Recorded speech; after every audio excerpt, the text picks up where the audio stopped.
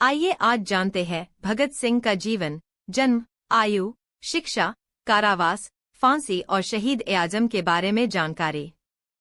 भगत सिंह की जीवनी। भगत सिंह एक क्रांतिकारी स्वतंत्रता सेनानी थे जिन्हें 23 साल की उम्र में अंग्रेजों ने फांसी पर लटका दिया था। उनकी शीघ्र फांसी ने उन्हें भारतीय स्वतंत्रता संग्राम का राष्ट्रीय नायक बना दिया। उनकी 91वीं पुण्यतिथि पर जागरण जोश उनके जीवन पर एक नज़र डाल रहा है। भगत सिंह ने अपने पिता को लिखे एक पत्र में कहा, जिन्होंने लाहौर मामले में अपने बेटे का बचाव करने के लिए विशेष न्यायाधिकरण को एक आवेदन भेजा था। अगर किसी और ने ऐसा किया होता तो मैं उसे गद्दार से कम नहीं मानता।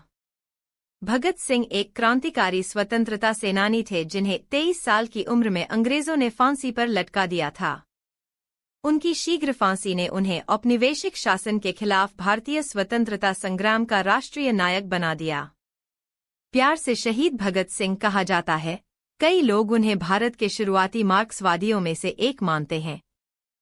पीएम मोदी ने स्वतंत्रता सेनानी भगत सिंह को उनकी 116वीं जयंती पर श्रद्धांजलि अर्पित की। अपने एक्स, पूर्व में ट्विटर, अकाउंट पर उन्होंने लिखा, शहीद भगत सिंह को उनकी जयंती पर स्मरण। भारत की आज़ादी के लिए उनका बलिदान और अटूट समर्पण पीढ़ियों को प्रेरित करता रहेगा। साहस के प्रतीक, वह हमेशा न्याय और स्वतंत्रता के लिए भारत की अथक लड़ाई का प्रतीक रहेंगे। भगत सिंह जी ने जहां एक ओर अपने देशवासियों से विदेशी हुकूमत को छीनने का काम किया, वहीं दूसरी ओर अपने विचारों से आज़ादी के संघर्ष में अलग अलग भारत को एक करने का काम किया। देश की आज़ादी के लिए हंसते हंसते फांसी पर झूलने वाले भगत सिंह जी के सर्वोच्च बलिदान पूरे भारत से। भगत सिंह कौन थे? 28 सितंबर 1907 को लायलपुर, पश्चिमी पंजाब, भारत, वर्तमान पाकिस्तान में एक सिख परिवार में जन्मे भगत सिंह, किशन सिंह संधू और विद्यावती के दूसरे बेटे थे। उनके दादा अर्जुन सिंह, पिता किशन सिंह और चाचा अजीत सिंह भारतीय स्वतंत्रता आंदोलन में सक्रिय रूप से शामिल थे।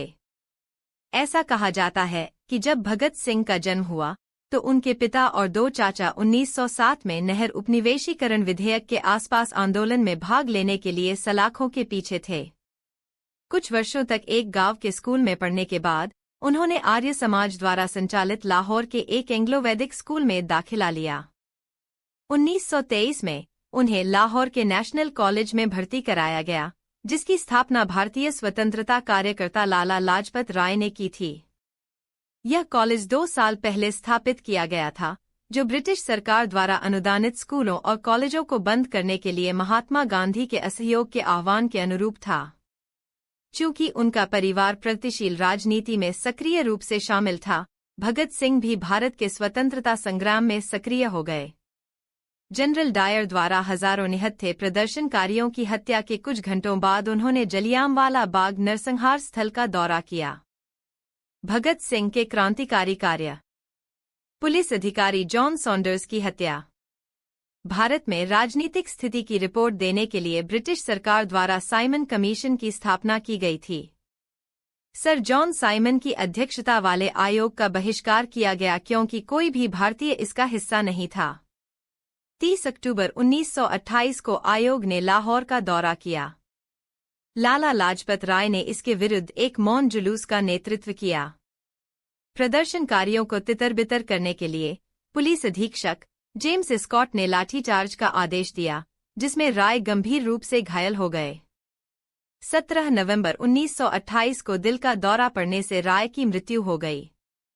लाला लाजपत राय की मौत का बदला लेने के लिए भगत सिंह ने 2 अन्य क्रांतिकारियों सुखदेव और राजगुरु के साथ मिलकर पुलिस अधीक्षक की हत्या की साजिश रची। हालांकि गलत पहचान के कारण भगत सिंह ने ब्रिटिश पुलिस अधिकारी जॉन सॉन्डर्स की हत्या कर दी, जब वह 17 दिसंबर 1928 को लाहौर में जिला पुलिस मुख्यालय छोड़ रहे थे। इसके तुरंत बाद एक बड़े पैमाने पर तलाशी अभियान शुरू किया गया और भगत सिंह को लाहौर से भागना पड़ा और पहचाने जाने से बचने के लिए अपना सिर और दाढ़ी मुंडवानी पड़ी। जबकि राष्ट्रपिता महात्मा गांधी ने भगत सिंह द्वारा किए गए हिंसक कृत्य की निंदा की, भारत के पूर्व प्रधानमंत्री जवाहरलाल नेहरू ने कहा, भगत सिंह अपने आतंकवादी कृत्य के कारण लोकप्रिय नहीं हुए, बल्कि इसलिए लोकप्रिय हुए क्योंकि वह कुछ समय के लिए लाला लाजपत राय और उनके माध्यम से राष्ट्र के सम्मान की रक्षा करते दिखे। वह एक प्रतीक बन गए, कृत्य भुला दिया गया, प्रतीक बना रहा और कुछ ही महीनों में पंजाब का प्रत्येक शहर और गांव और कुछ हद तक शेष उत्तरी भारत उनके नाम से गूंज उठा।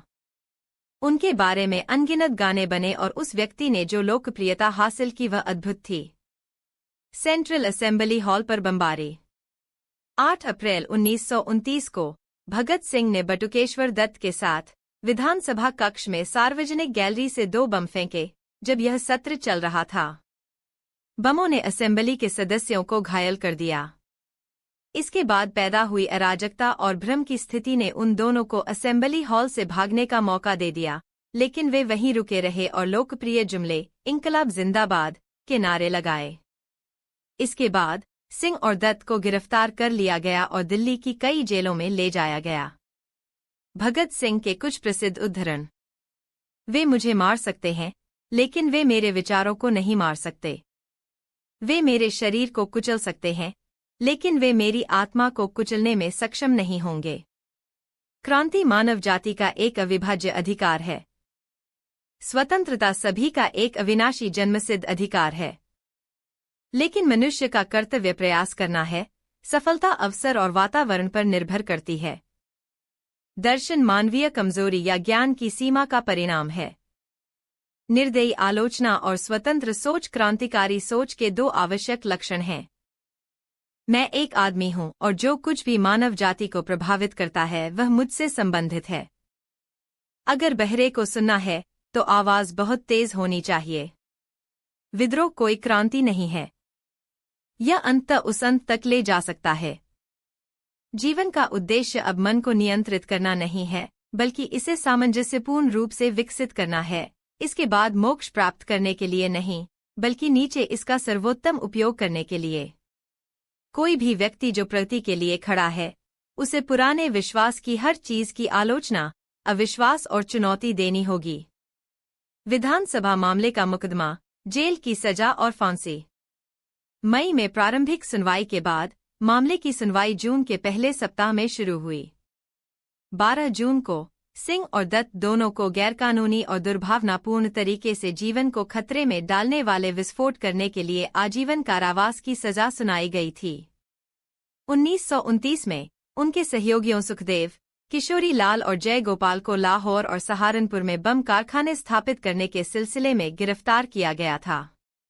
जैसे जैसे मामले की जांच आगे बढ़ी, पुलिस ने सॉन्डर्स की हत्या, असेंबली बमबारी और बम निर्माण के बिंदुओं को जोड़ा। भगत सिंह, जो स्वयं को राजनीतिक कैदी मानते थे, अन्य लोगों के साथ यूरोपीय और भारतीय कैदियों के बीच भेदभाव पर ध्यान देते थे।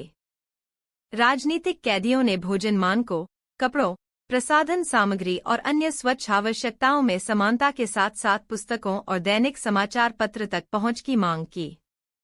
सिंह ने अन्य कैदियों के साथ भूख हड़ताल की। सरकार की ओर से हड़ताल तोड़ने की नाकाम कोशिशें की गईं। भूख हड़ताल की देशव्यापी लोकप्रियता के साथ सरकार ने लाहौर षड्यंत्र केस को आगे बढ़ाने का फैसला किया। सिंह को लाहौर की बोस्टल जेल ले जाया गया और मुकदमा 10 जुलाई 1929 को शुरू हुआ। सिंह, राजगुरु और सुखदेव को 23 मार्च 1931 को शाम 7:30 बजे लाहौर षड्यंत्र केस में फांसी दे दी गई। जन्म 28 सितंबर 1907। 28 सितंबर 1907 से 23 वर्ष। परिवार किशन सिंह संधू, पिता। विद्यावती, माँ। उल्लेखनीय कार्य मैं नास्तिक क्यों हूँ। मौत 23 मार्च 1931, फांसी द्वारा फांसी।